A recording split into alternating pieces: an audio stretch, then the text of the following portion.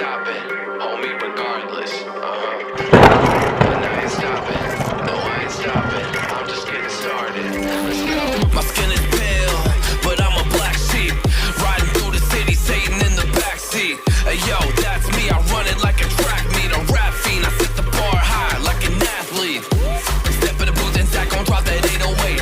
Cause the vibe is dope and the beat is cracking, now it's getting laced. I'm sharp as a razor blade, I can blow your mind like JFK. I do what I want, you ain't gonna box me in. What's good, everybody? I'm Danny D'Lo, and this is Danny D'Lo Biker TV. In this episode, we're going to talk about how to deal with death in the biker world, whether it be MC related or just being an independent biker. How do we deal with it? But before I get into this episode and start talking to y'all, I want to give a big shout out to Black Dragon and his motorcycle club, Black Sabbath MC. They dealt with a very tragic loss over the weekend, man. There was like 6 of them rolling down the highway in a pack, and a drunk driver coming the wrong way ran all of them over. And it was a horrific accident. 3 of them died, I believe. It was pretty bad. It was real bad, actually. You know, being in a biker world, man, it don't matter if you're in a club or not. When you hear about something like that, you reflect on that. You know, that really kind of gets into your head, man. And I can't imagine what those brothers and sisters are thinking about right now. And such a horrible loss, such a horrible way to go out, man. And I just want to give my thoughts and prayers out to that whole nation and my boy Black Dragon. I talked to him over the weekend. He was pretty distraught. And I gave him a call because me and him have had many personal conversations. And me and him know a lot of things about each other that you know, not everybody gets to know about us. And I just wanted to give him a call and let him know he was in my thoughts and that I was there with him. You know, if he needed to ever talk to me, I'm always here, you know, because that stuff can really mess with your head, man.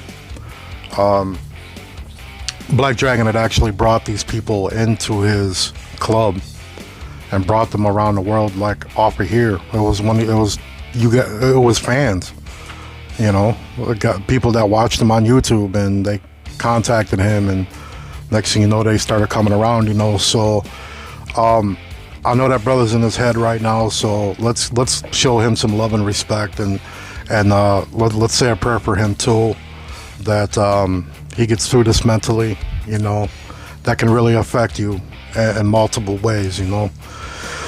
So yeah, man, those of you that watch Black Dragon, make sure you show him a little extra love this week, and just keep him in your thoughts and prayers, man, that he gets through this mentally. So in the biker world, you know, like I say, you know, whether it's in the club life or independent life, it doesn't matter. We're all bikers at the end of the day. And, you know, when we hear about stuff like this, when tragic hits like that, man, you know, we can't help it but think about how many times that could have been us. You know, how many times that could have been your bro, your sister, your friend, your family member, your husband, you know, your wife, you know, your kids, whatever, man. You can't help it but think about that, you know. And it really messes with your head, you know. And I lost a brother over the weekend too, a former brother, but he was a bro of mine in real life, but he was a former brother from my former club as well. And I was at his wake over the weekend too. And you know how I deal with death. First of all, you know, I've lived next door to death my whole life, you know, between the gang life and then being around multiple motorcycle clubs for so many years. You know, every summer we're going to funerals, you know, and in the winter, you know, you're going to funerals, you deal with death a lot, you know, a lot. And, you know, just being a biker, you know, you deal with death. No matter who you are, independent or not, we all lose friends, we all lose brothers. I mean, in general, we all lose people that we care about. And depending on the lifestyle that you choose, you may deal with it more than others. For me, myself, I've dealt with death at an early age all the way up till now, and I've noticed that the older I get, I've been through so much when it comes to people dying in my circles that I'm like desensitized, man. I'm numb to it now. Like most people, you walk up to them like, hey man, did you hear about so-and-so? He died, last night, or he got killed, or he got ran off the road and he died, or whatever. Most people get like, oh my God, I'm so shocked, and they get emotional, and they get super sad, and they're like, oh my God, I can't believe it. Me, I'm very numb to it. Don't get me wrong. Inside, I hurt. But outside, I'm just numb to it, man. I don't get so emotional. I'm like, word, for real? He died? And man, that sucks, bro. And that's it, because I've just been around it so much, man. I'll tell you all a story real quick, man. Like when I was a shorty, man, there was a club called Club Royale in Chicago. It was on Milwaukee and Fullerton, and a lot of gangbangers used to go there. It was like for like the younger crowd and shit. I believe, I want to say that, like, I don't know if it was like a certain night or if it was every night, but from like 18 to whatever, you could go up in there and kick it. And I don't remember how old I was, but I want to say like 20 maybe or something, 21, I don't know. But me and some homies, we up in there, we kicking it, we get into it with another gang, we start talking some smack, next thing you know, we fight, everybody gets kicked out, and we thought everybody was gone, man. Me and my boy, man, we in the car, we're rolling up a blunt, we're about to smoke a blunt and take this cruise to the next spot, and we thought everybody was gone, bro, but they weren't, man. And this dude ran up to the side of the car and blasted him. Boom! Shot him in the head. And so I laid in that car. I sat in that car with my bro in my lap and brain fragment and everything all over all over my whole body. So obviously there was no leaving this situation. It ain't like you just get up and run. Normally you would, but first of all, you're traumatized by what just occurred, and you're looking down and you got all this stuff all over you, and the smell, and just everything, man. It was crazy. The cops got there. I was still in the car. They helped me get out. They started doing their crime scene investigation and all that. And I'm like, I didn't know what happened. Some dude just ran up and popped him, man. I truly didn't see anything. This time I wasn't even lying. And, I had to sit at the PD in a room being investigated for like 15 hours with dried up blood and brain fragment and everything all over me, man. It was crazy. So from an early age, man, I got desensitized right away. I was seeing stuff that most people don't see. You only see in movies. I was around death my whole life. Like I always say, I've lived next door to death my whole life.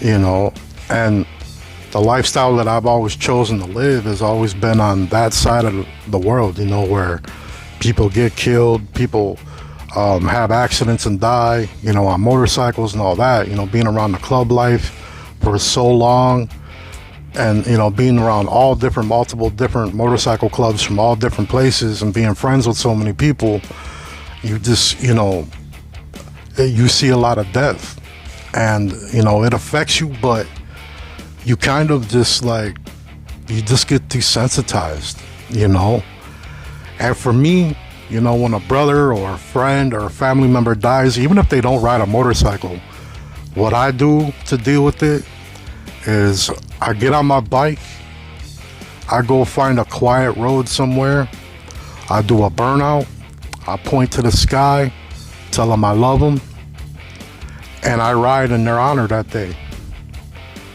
And that's just what I do. Like one of my vests, I have a jacket pocket, and the inside of the vest and the outside of the vest, I've got ribbons. I've got cards. I've got little memories of each person, ashes of brothers that died. I got all kinds of stuff in that pocket because I want them to be able to ride with me every time I ride. So yeah, it just, that's how I deal with it. I ride in their honor, and I always ride to the funeral. I don't care what's going on, rain or shine. I ride to that wake, I pay my respects, and I ride in their honor for the rest of that day or the next day or whatever. And like I said, I dealt with a little bit of death this weekend too. A former brother from my former club, he died over the weekend, so I went to that funeral. And I got reminded, it was like a trip down memory lane, because after I left the funeral home, I rolled down Fullerton Avenue, and I got stopped right at that light at Milwaukee and Fullerton. And I just sat there, and I was looking at that parking lot, remembering, my brother's last words, and remembering everything I went through that night, and just all the craziness that it was involved that night. I remember, I looked at my brother that I was riding with, and I was like, man, bro, that parking lot right there, man, my boy got shot in that parking lot, and because he looked over at me. When I looked over at the parking lot, it clicked. I'm like, that's that parking lot. So, I gave my brother a cross real quick, and sent him a blessing real quick. And my boy kind of looked at me weird, so I told him what happened. He's like, wow, that's crazy, and then there was so many, like every stoplight on Fullerton Avenue, man, is a memory of something. Getting rammed, getting bricked, getting shot at, getting in shootouts, like Fullerton and Kedzie. I remember we got into a big shootout there. This crazy stuff. So like I said, man, I've lived around death and chaos my whole life, and that was my choice. I chose to be around those kind of people, and still do. To be honest, it's the people that I feel comfortable with. Some people, when a brother dies, they use it as an excuse to get drunk and act like a total piece of shit. In the MC world, normally a brother will get a shadow box. There'll be a memorial party. Everybody will party, get drunk, have a good time in memory of our brother. Different clubs do different things. A lot of different clubs have their own prayer and their own way of sending their brother off into the next life. We all rev our bikes up. There's so many different things that everybody does to memorialize our brothers and our sisters and our friends. A lot of guys have different ways of dealing with it, but you can always tell those of us that have been around death for so long, because we don't get emotional about it. If it's a close brother, you may catch us crying, but most of the time we're just straight-faced, just looking into space, thinking about all the others too. It's a funny thing about death, man. When death knocks like that, and you're at a wake or whatever, you can't help it but think about all the others that have passed away, and all the things you've been through, and all the times that maybe you should have died, and stuff like that, And I just want to say real quick, like I had mentioned earlier, Black Dragon was in his head about, he brought these people around, and he felt like it was his fault in a way. A lot of people feel that way when they bring people around the club, or even bring people into the biker world, like, hey man, you should get a bike and hang out with us, and then they do, and then you go out riding, and boom, they have an accident and die or whatever. You kind of feel responsible for that. You know what, man, don't. We chose this life. This is what we wanted. This is what we loved, and this is what we do. So don't ever blame yourself. It was gonna happen regardless. They wanted this life, So you can't blame yourself. You can't beat yourself up over it, because you'll tear yourself up time and time again. You just got to look at it like, in a roundabout, messed up way, at least they died doing what they love to do. They probably didn't die a good way.